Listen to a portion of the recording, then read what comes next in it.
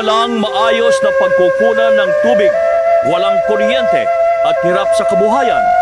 Yan ang mga pagsubok na nararanasan ng mga katutubong Ita sa Sitio Calapi. Nung pumutok ang bulkan, umalis kami. umalis muna kayo, tapos bumalik ulit ngayon. Ayun.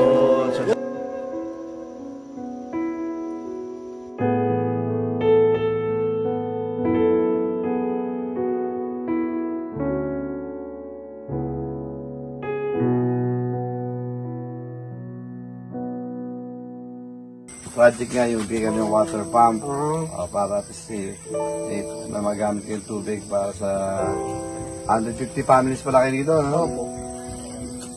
Tulong-tulong tayo. Nakakatawa kasi dahil kahit na sila walang tubig, walang kuryente, pero meron silang simbahan. May simbahan. Yan ang kahirapan, hindi sila nakakalimot na meron pa rin Diyos. May Diyos, may pag-asa. Problema namin dito, tubig. Paano kang magsasain? Paano yung mga bata kung maghingi ng tubig? Ito mga taga-Rotary Club of Marikina, lumayo pa ho kami dito.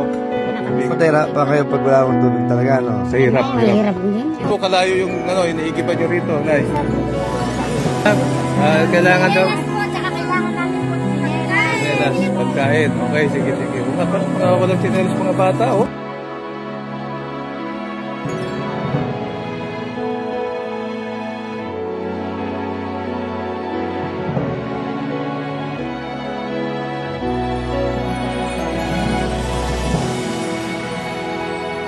Inspection sa ating water pump mula sa Puso Project, the Itas Community in Mabalacan, Pampanga.